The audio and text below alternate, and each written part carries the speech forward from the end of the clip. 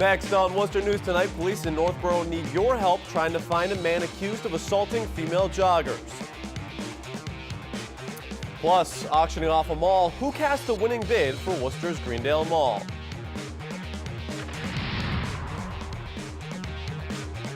Good evening. Thanks for joining us. I'm Tim McCone. Police in Northborough are releasing a description of a man they say attacked a female jogger. The incident happened Thursday evening, and we're also learning police are looking into a similar incident in a neighboring town to see if it's connected. Brittany Schaefer has the latest.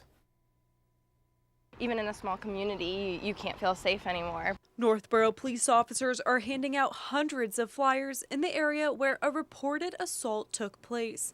Police say a female jogger was attacked by a man on Thursday. Shortly after she ran past him, she realized he was running after her, and he grabbed hold of her from behind. Chief William Liver says the suspect then took off because of cars driving by. The suspect seen on this sketch is described as a Hispanic man in his early 30s. We're investigating vigorously. Our detectives are canvassing the neighborhoods, looking for surveillance videos of some of the businesses nearby. While police were searching the Talbot area Thursday, another incident was reported in Westborough by a woman who gave a similar description of the suspect. So the two incidents in close proximity, the similarity in the description of at least one of the men obviously raises our level of concern, so we're taking a very proactive stance on it. The incidents have active women in the area shocked this could happen here. I'm a runner, so you know, you don't even think about these things. Just something so innocent, and then you can't even feel safe in like your own like community. Especially Northborough, like this is considered a really safe area. It's a little scary, I would say. I'm always super careful riding my bike, like I do this all the time, so but you always have to be aware, I guess. I don't know, I hadn't really thought anything like that could happen, but now that I'm aware of it, it's definitely gonna be a little bit different. Brittany Schaefer, Worcester News Tonight. Leicester police are investigating a BB gun they found at Rochdale Park. Around 10 p.m. last night, residents called in a report that some teenagers were in an argument and someone pulled a gun. Police intervened and found this. Even though it's a BB gun, it looks like a revolver. Leicester police say this is the second time this week they've found a BB gun that looks like a real gun in a local park. As we move closer to July 4th, Mass State Police make an arrest of a man with 86 different fireworks in his car on Route 84 in Sturbridge. 38-year-old Ralph Green of New York admitted to police he was going to sell the fireworks. He now faces 4 charges, including selling fireworks. State police say that all fireworks in Massachusetts are illegal. And Sturbridge police are asking for the public's help in identifying this man. Take a look. He's suspected of dining and dashing. If you recognize the suspect or have any information, you're asked to contact Sturbridge Police. Governor Charlie Baker and Lieutenant Governor Karen Polito visit the Auburn Police Department Friday, a day after introducing legislation aimed at better protecting police officers. Governor Charlie Baker discussed his new legislation to increase penalties for assaulting police officers. Baker says the bill also pays close attention to dangerousness of a person who has faced a judge several times. He says his motivation behind the bill is the tragic death of Officer Ron Tarantino. The goal here is to make sure that we treat serious assault on a police officer as the serious crime that it is. And obviously this all stems from the series of events that led to the tragic shooting of Officer Tarantino by a gentleman who had been in and out of the courts several times on some reasonably serious charges, all of which just happened to be misdemeanors prior to that incident. The Auburn Police Department is happy the bill is being put into motion. Police Chief Andrew Slucas says the entire department was thankful for Baker and his administration's visit, but says coping with their brother's murder has not gotten any easier over the past month. Well, when you have someone that is murdered as opposed to somebody that just passes away, it hits a little bit harder than even one might expect. I've never known anyone that was murdered the way Officer Tarantino was, so it does mean a lot when they come out and show their support. The legislation is now up to the House and Senate. Supporters are hopeful it will pass within this session. Southbridge School District is expected to make some major changes next school year. Education Commissioner Mitchell Chester announced a new turnaround plan on Friday. The plan includes strategies to help enhance student outcomes. The district was ranked a level 5 district before the state took over earlier this year.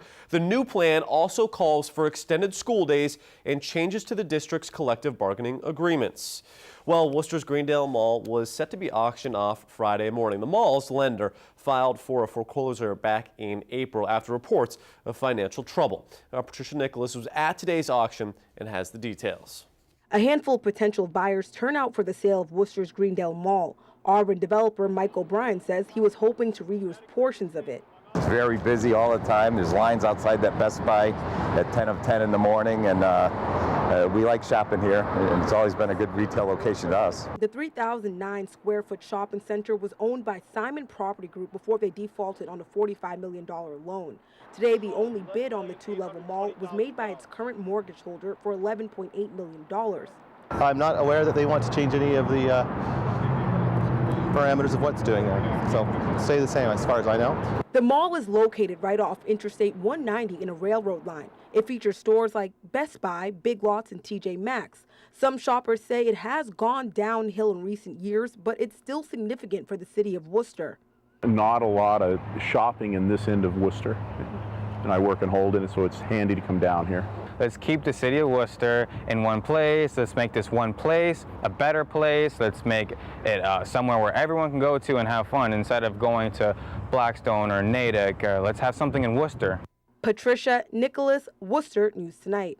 Another economic development project announced today in Worcester, but this one has nothing to do with downtown.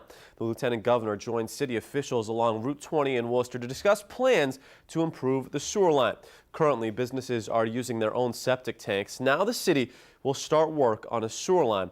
Worcester is receiving $10 million for sewer improvements from the state and will also put up $10 million for the project.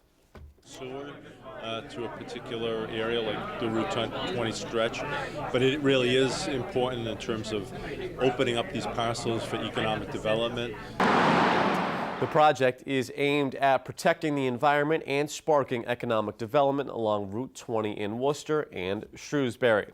1 week after a tragic alligator attack in Florida, a woman with local ties is still receiving national attention for a viral Facebook post. The woman was vacationing with her family at the same resort where the incident happened. Already Madison caught up with her and has more. The woman who posted this photo of her son standing in the same spot at the same resort where a tragic alligator attack happened last week is still receiving national attention. I really didn't put any thought in it. I was just heartbroken that people were pointing fingers at these parents.